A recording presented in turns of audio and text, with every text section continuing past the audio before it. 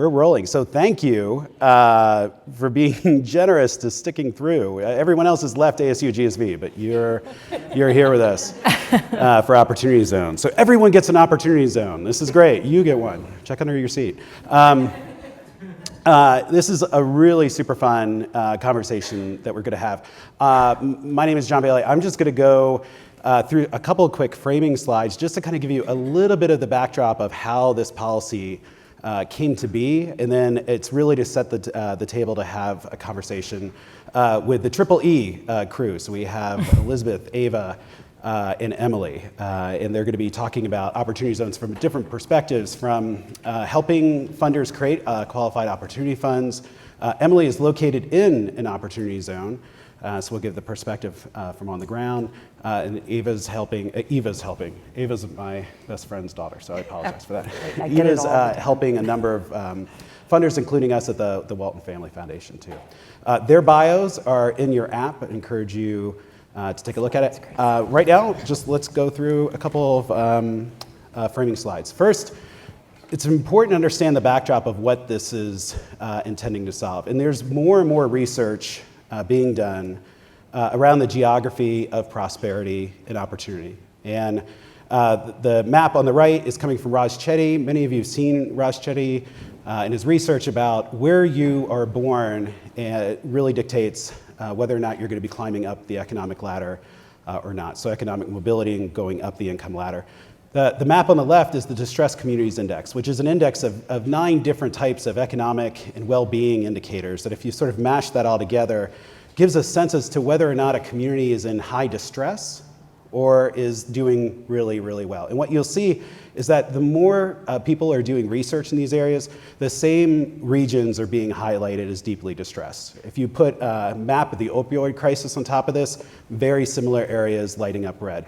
If you put a map on top of this of deaths of despair, very similar areas are being overlaid. And so what we're seeing is that there are parts of this country that are just really struggling to get by. That while the newspaper headlines are all sort of blaring about how good and how strong this economic recovery is, we're finding that it's like super, super uneven. And just a couple of economic indicators to give you a sense of this.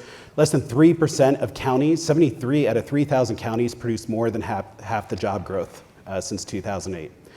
You saw this in the February jobs reports. Great job report, 75% of all the new jobs were created in just California. So again, it's these big national averages that are obscuring and hiding areas that are really struggling. And that's why we think we're living in the economic recovery. There are parts that are still in the recession. That's the graph at the bottom. We also find that a lot of these areas have been shut off from capital flows, meaning they know they're in distress. They just don't have the access to the resources and the capital and the funding to improve themselves, revitalize themselves, and to rebuild themselves. Nearly 1 out of every 4 community banks has disappeared since 2008. So this is this is in the recovery. In real terms, small business lending remains down by a quarter. And as Steve Case is going to be has just said actually in the last session, 75% of VC goes to only 3 cities, which means if you're an entrepreneur in any other parts of the country, you don't have access to bank capital, you don't have access to VC capital. We know there are entrepreneurs everywhere in the country. We're just not giving them a chance to be the next startup. So that leads us to a little bit of a group of bipartisan economists were pulled together and said, what would you do given this geography of distress? And what came out of that was a policy proposal put out by the Economic Innovation Group, had bipartisan support in both the Senate and the House. Cory Booker and Senator Scott in the Senate, and then an equally motley bipartisan crew in the House. This was proposed over 2 years ago, and then when the tax bill started moving, this got folded into it, and that's how we came to opportunity zones. So opportunity zones and qualified opportunities funds in one slide. So we just went through the history. It's really 2 parts, the policy, really simple to understand. One is that every governor had the chance to designate 25% of their low-income census tracts. So census tract, think neighborhood, right? It's a little bit smaller than a city. The census tracts to be designated and certified by Treasury as a qualified opportunity zone. All that process happened a couple months ago, and Treasury certified them, so we now have 8,700 opportunity zones around the country. The second part of the program is a tax incentive that aims to attract the reinvestment of unrealized capital gains into a new investment vehicle called a qualified opportunity fund that can invest in projects in an opportunity zone. What's unique about this, everyone is like, so is that like new markets tax credit? Is that like enterprise zones? If you think about a lot of place-based strategies in the past, the tax benefit went on a project-by-project basis. This is an investor tax credit, meaning there's a pool of capital out there, $6 trillion, that is just sitting there, unrealized, unproductive, it's on the sidelines. There's now an opportunity for those investors, institutional and individual, to get 3 types of tax incentives in order to put those into a qualified opportunity fund. One is they get to defer paying their capital gains tax for up to 10 years. They can reduce that tax liability if they keep those funds in a qualified opportunity fund for at least 5 to 7 years. But the thing that has investors really excited is that if they keep that investment for over 10 years, any of the appreciated gains is tax-free. And so it's on the investor side, the investors are taking the risk versus taxpayers. And it means that, again, you have capital in search of projects. The way I like to think about it is that whenever you fill out your retirement forms with your 401k and pension plans, you always have the chance to invest in emerging markets. We now have an emerging market fund, in essence, here in the United States. And so we'll talk a little bit about the types of projects and businesses that can be invested. The key thing is that it has to be equity. So most of us in education are all used to debt financing, particularly with charter school facilities. We're used to grants. This is equity-based financing, and so our panel is going to help us better understand that and how that might be used. This is just a larger map of the qualified opportunity zones. The key thing to know is that some of these zones are probably not the best zones. There are some that are questionable. You hear a lot about that in the New York Times and the Wall Street Journal with some New York zones and some Oakland. I visited a zone in Colorado that was right up next to the Beaver Creek ski area. It's probably not highly distressed. And so you get these outliers. But for the most part, these are places that are deeply, deeply distressed. They have higher rates of unemployment, persistent poverty, meaning they've been in high poverty rates for over a decade, lower education attainment. You go down just a whole list, lower labor force participation, higher minority rates, and so these are areas that desperately need some investment and some rebuilding and some revitalization. So with that, we're going to turn to our panel, and I'm going to first turn to Elizabeth. And so how, there's I'm right here. Right here. Good to meet you. No, Elizabeth, so like, how is this differ from sort of like past policy efforts? Like I did a really quick, glossy like overview of like, it's different than new markets tax credits, it's different than empowerment zones, but how do you as an investor sort of see this as different from other place-based strategies in the past? Sure, well, it's great to be here with everybody. My name is Elizabeth Garlow. I work with Lumina Foundation. We're a private foundation based in Indianapolis. So you might be curious, why the heck is a private foundation interested in opportunity zones? And in particular, I do venture investing for the foundation. So I'm thinking about this policy from a few different perspectives. The question around how this differs from other place-based efforts, I think as someone who sits in a philanthropic seat, we see opportunity zones as potentially a focusing event that could help align different forms of capital incentives and different actors. So knowing that this is starting with an attempt to try and leverage the 3.2 million in outstanding capital gains in this country, we know that the capital from individuals that we're trying to access tends to be from individuals with a strong profit motive. These are individuals who are pretty savvy investors. And so I'm especially interested not necessarily in how this might benefit those individuals who have realized capital gains that they're trying to invest, but how it actually could help serve as a mechanism to align a bunch of different incentives and actors in these communities. So for example, as a philanthropic investor, how might we actually look to incubate and fund the capacity that's needed to structure and design fund products that have some sort of impact at their core and help bring them to market? How might state and local jobs task forces align apprenticeship funding with operating businesses and opportunity zones? What are the mechanisms to sort of sweeten deals that align capital more efficiently and effectively to create a desired impact within a community that has been struggling economically, that needs new job creation, that needs a boost in terms of operating businesses and a rise in wages and local jobs. That's great. So one of the, in the early stages of Opportunity Zone and Opportunity Fund implementation, we're seeing a lot of interest with Opportunity Funds investing in real estate. Where do you see the application in the education and workforce markets? So it's a great question. There's probably a lot of folks in this room who could help me unpack that.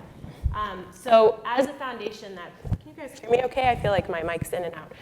As a foundation that cares about post-secondary education attainment, we're looking at some creative collaborations and mechanisms whereby communities that are developing maybe a community investment prospectus, sort of looking ahead 10 years and saying, as part of our Opportunity Zones planning effort, what are the critical skills gaps that we need to fill in our community, and how could we align our interests from an industry, attraction, and development perspective with the skills that we know local residents need to benefit from new jobs that are created. So that kind of long-term economic planning is hard to incentivize to begin with, and we're seeing organizations like Accelerator for America and others coming in and working in a hands-on way with communities to create these long-term prospectuses. So we might come in as a foundation and say, okay, we have a lot of interest and expertise in boosting credential attainment and closing skills gaps. So what if, for example, we leverage key anchor institutions in communities like universities or hospitals and align their training and education programs with local real estate investment? I'll give you a concrete example. There's a fund that's hopefully going to come to market later this year. It's a collaboration of HBCUs around the country through the HBCU Community Development Action Coalition. They've teamed up with a group called Renaissance Equity Partners, which has done a lot of new market tax credits work, and they're bringing a fund to market that involves mixed-use development projects on and surrounding 9 HBCU campuses. And what those funds are doing are building teaching hotels that align with hospitality training programs, right? So how do we leverage the assets of these anchor institutions and align them with a real estate investment, for example? I could speak to more, but I don't want to overstep there. I want to, you mentioned Accelerator for America. So for those of us what is Accelerator for America? So there's some great work that's been done out of Brookings, particularly Bruce Katz, that basically worked in a hands-on way with cities, beginning with South Bend, St. Louis, and there was a third that I'm blanking on. And what they did is they went and they looked at sort of comprehensively what are the assets and the needs of this community, and how do we align those with these designated opportunity zones, and basically put together, much like you would, as a company, you would take an investment prospectus to potential investors. How do we equip these communities to go and do that? So that initial sort of pilot with those 3 communities has really taken off, and this organization has raised significant philanthropic capital, primarily from the Kresge Foundation, to replicate that across a number of different communities around the country. What's been interesting to me is that it's surprising. There's not a ton of technical capacity building in the field for this. So if you think in K-12 education, we sort of have like richness with, you have, to get to all the state chiefs, you have Chiefs for Change, you have CCSSO. There's not an easy way to get to all the Opportunity Zone coordinators. So there's only a handful. Accelerator for America is doing amazing work with mayors. You have EIG, which is doing some work, and then you also have LISC. So tell us a little bit about LISC and how you're thinking about Opportunity Zones, kind of given your mission and your focus. Yes. Well, first of all, thank you for having me here. And I think I'm also going in and out on this microphone. Sorry. Don't raise it, please. Don't make it louder. I think I speak very loudly as it is. So before I launch into what LISC does, I find it very interesting because it sounds to me like right now, the approach, Elizabeth, that you're talking about is a very resource to market approach, whereas I feel like with LISC, because we are a lender, we're a community development financial institution, we make loans for community projects of all sorts, charter schools, affordable housing. This is where my notes come in handy, so I can remember it all. Economic development, we do a lot of work in rural areas. Education is a big part of what we do.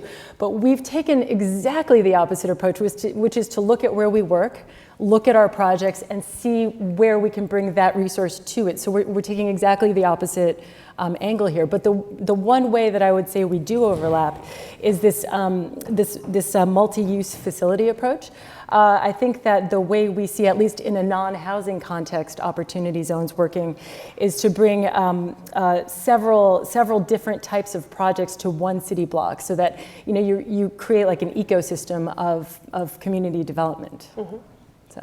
That's great. Tell us a little bit, because I know you're helping Wynn at the Walton Family Foundation think about the application of this for charter school facilities. So typically charter school facilities have access to debt financing through a couple different vehicles that have been stood up by foundations. They have access to grants, but now all of a sudden there's this opportunity to pull in equity financing. Yes. How are you thinking about opportunity funds for charter facilities? Well, it is definitely new territory. I do think housing has been the low-hanging fruit. And before I get into what I'm doing with the Walton Family Foundation, I do want to say something about Beaver Creek. Okay. If you actually go out, I ski. I'm just going to say this right now. We do ski a lot. And when you look outside the ski resorts, the people that work there have no place to live. Yeah, it's workforce housing. And to have it close to a ski resort is actually very smart. And actually, personally, I think an excellent use of the Opportunity Zone tool.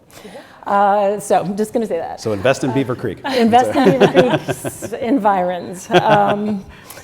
So charter schools typically, one of the best investment tools I think that charter schools have been able to take advantage of in recent years has been new markets tax credits.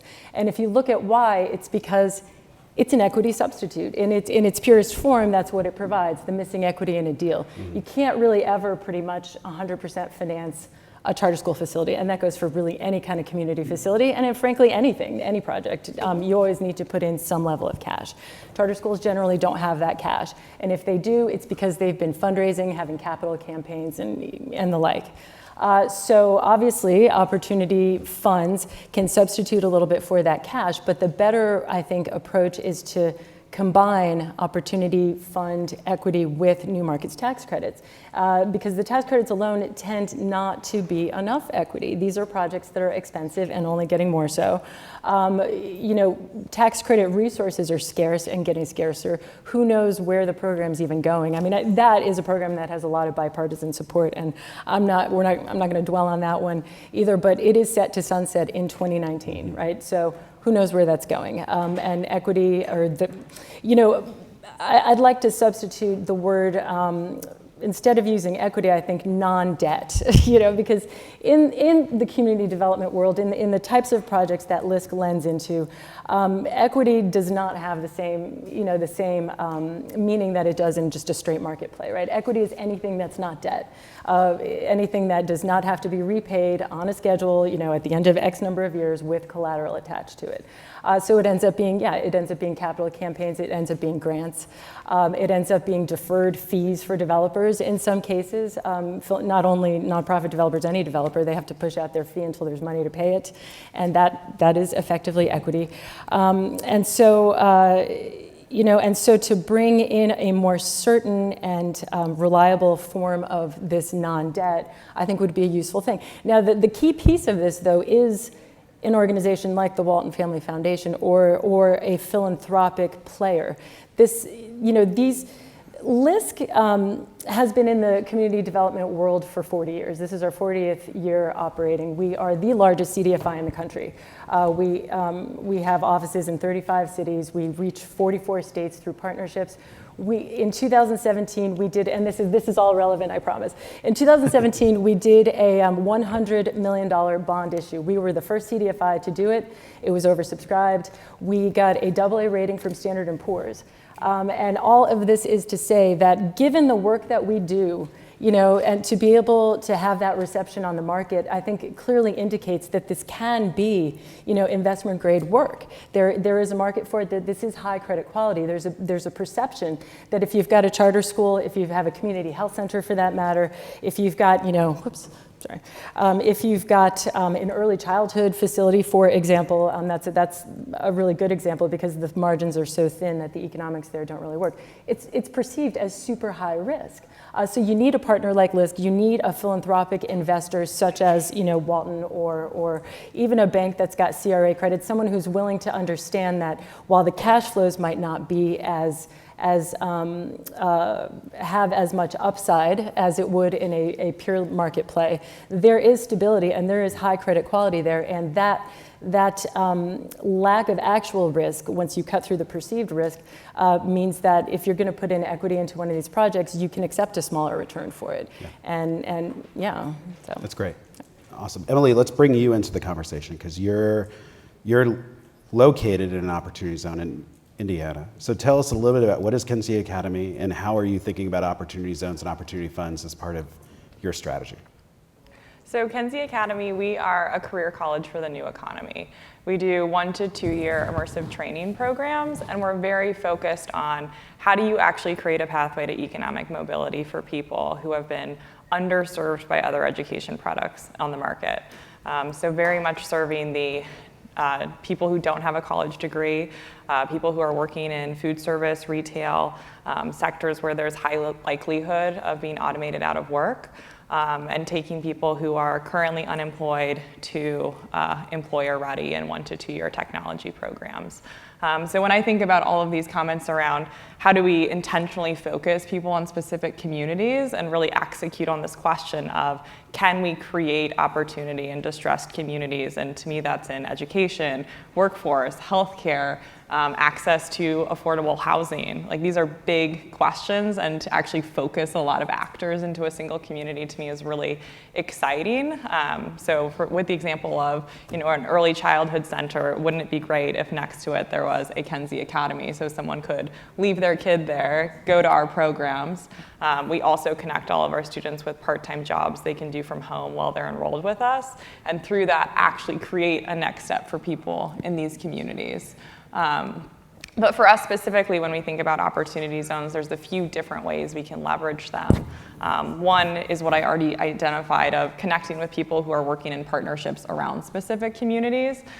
We are a venture-backed capital company, so people could make direct investments in Kenzie Academy, particularly to spur growth in other markets that are also located in opportunity zones. Our first campus in Indianapolis, Indiana, was in an OZ.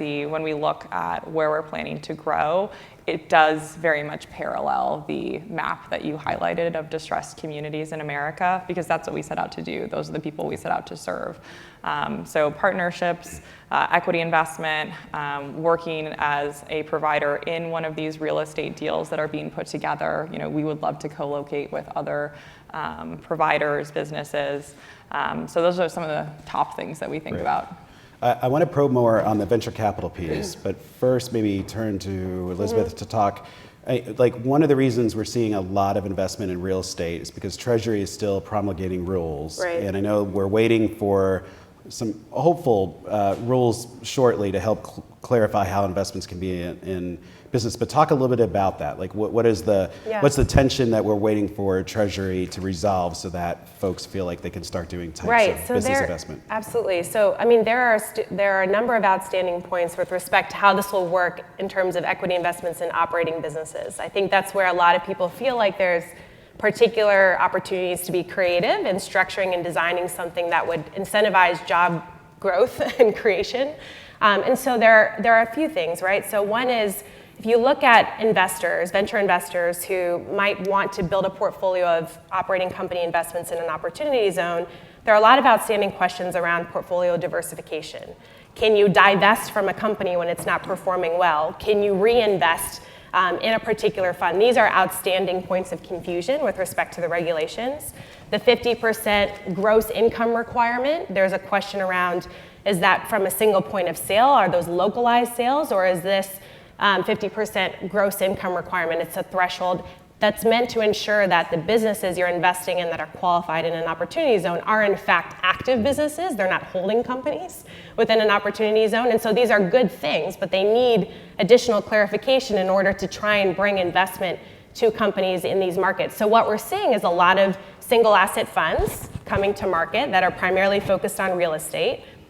Okay, there's a little bit of interesting stuff happening, but I think there are a ton of people sitting on the sidelines. In part because some of these points around gross income and your ability for diversification are outstanding. So for us, we've got a portfolio of venture investees. These are companies in the education and workforce space.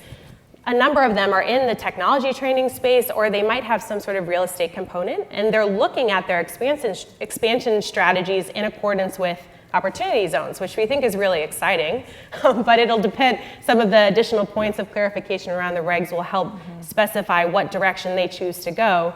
We also have, Lumina Foundation has what we call talent hubs. These are 24 metropolitan regions around the country where we've funded the development of cross-sector coalitions that tend to include private sector employers, community colleges, or other education providers, and regional foundations. Those regional foundations are saying, we might actually want to provide some sort of credit enhancement mechanism for an opportunity fund that maybe invests in a job training facility at this community college, or is a part of our kind of overall economic corridor revitalization work. So there's some exciting ideation happening, but very few execution. There are very few kind of executable examples at this point.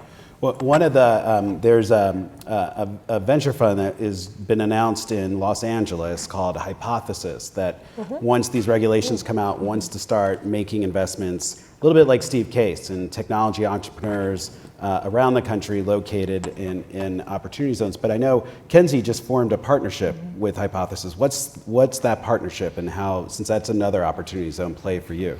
So the partnership with Hypothesis, we were really excited to come together with them because we do share this focus on specific geographies in America that have not realized the same economic opportunity as other communities. So we are starting with an employer partnership, actually. So we're training talent starting in Indiana and in other states. Hypothesis is making equity investments in companies all across America, and they do have a hiring relationship with the talent that we're creating. And this gets back again to why I think this point in time is so exciting, of really coalescing resources around this shared commitment to economic opportunity. They're going to be a great partner for us. They have great investors at the table and are looking at a lot of interesting deals in opportunity zones. Great. So I know I'm going to do a whip around the panel and ask each of you. We've talked about charter schools, we've talked about HBCUs. It's interesting, I think it's half of all HBCUs are located in an opportunity zone. Governors and designations, Luke Tate's up in front here. ASU is surrounded by opportunity zones. It seems like there are opportunity zones around a lot of universities, University of Arkansas, University of Alabama, University of Pennsylvania. It's just, there's a way for universities to play an anchor institution there. But I'm just going to go through, just to help the audience sort of like creatively brainstorm and sort of think about how this applies. Like, what are some other education or workforce applications, pre-K through adult education?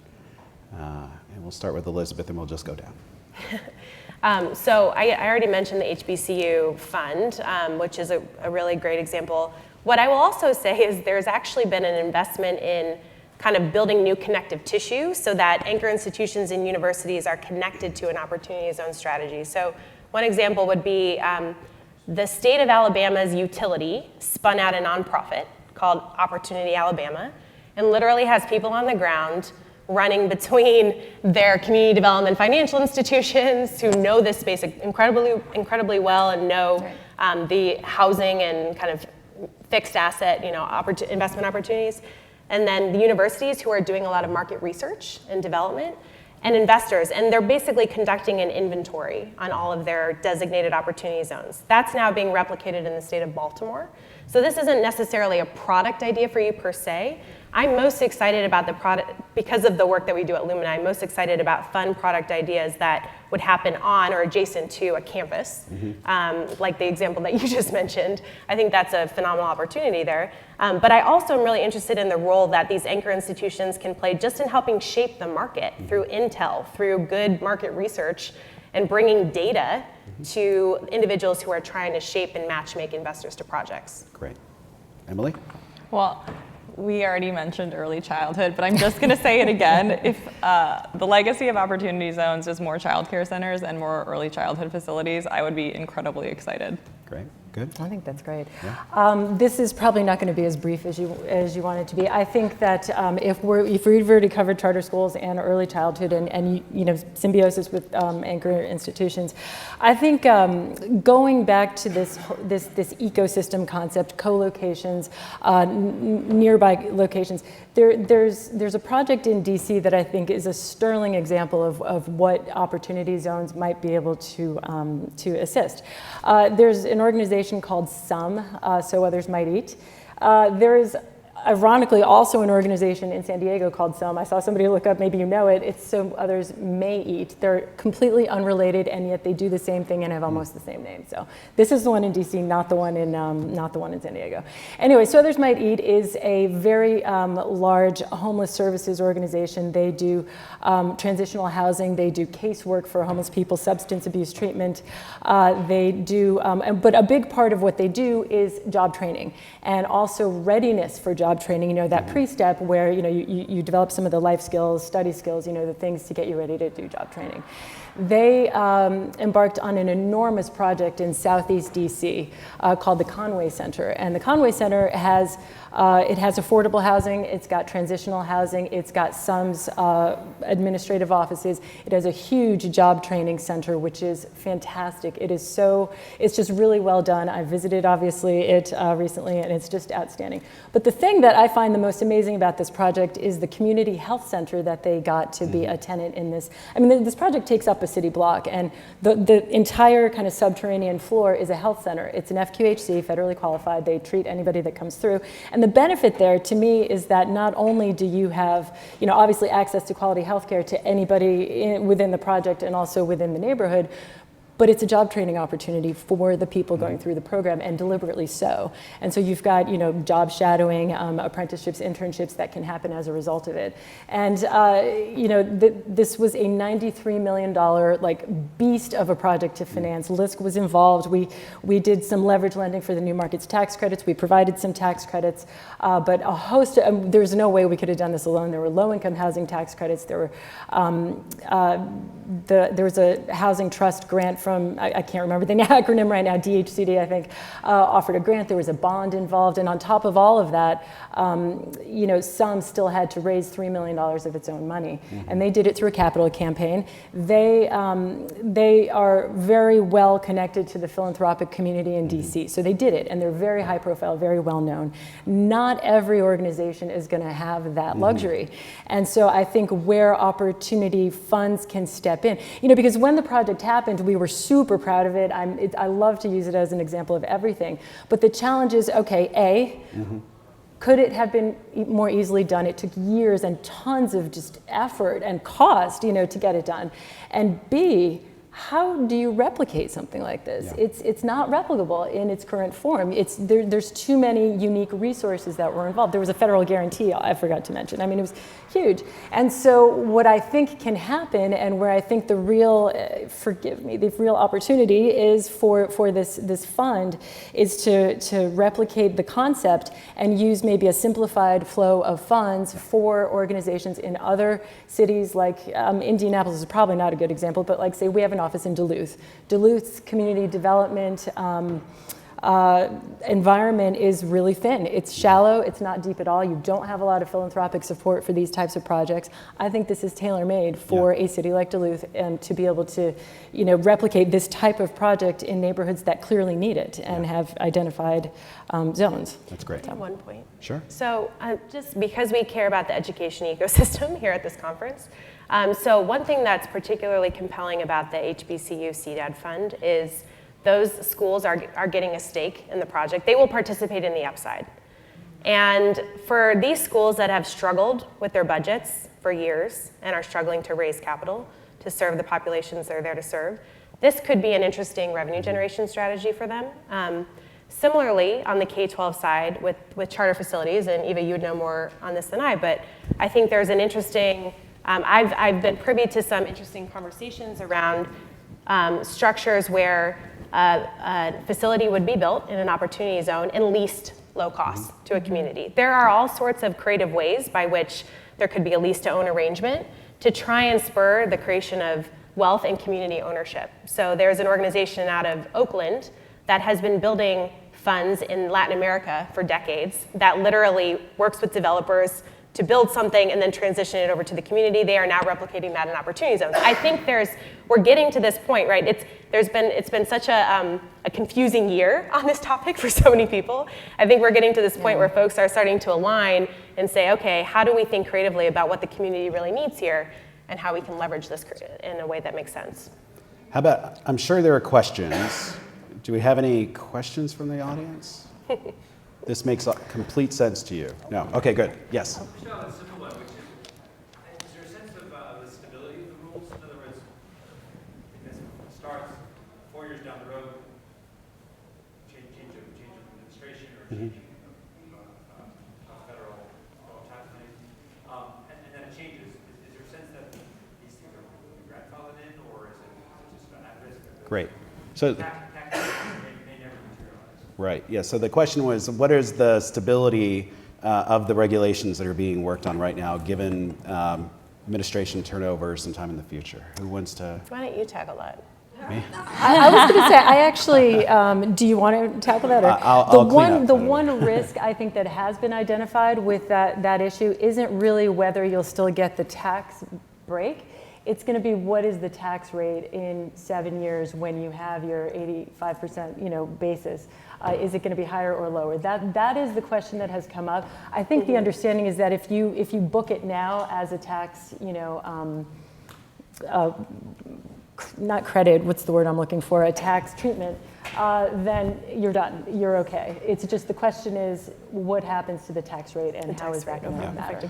I also think, again, you have Cory Booker on the campaign trail talking about this, and strong Democrat, almost all the Democrat mayors are talking about and championing this. So from a purely legislative standpoint, I think you're going to see this as the floor, and it's going to be pretty stable. There are bills that are getting introduced to expand opportunity zone designations to natural disaster areas. So if you think of the California fires or like hurricanes, on the rules and regulations, anything that is a rule or regulation is subject to change in an administration, between administrations, or between parties. The good news is that here, the Trump administration is the main criticism is they're being too slow, and that they haven't come out with regulations around this qualified opportunity businesses yet. And then also people want to see more reporting requirements. And I think if that's the big risk going forward, that there are more reporting requirements, that's something that, again, the sector can use. And I think, and if the Trump administration, if they don't go forward with that, there's bills being introduced to potentially require reporting on top of that. I think mostly this is like being rolled out pretty thoughtfully and slowly. The reporting requirement piece is a nice call to action for this audience too, because for those who care about workforce and education outcomes through a program like this, it's not even a program, it's a marketplace. Yeah.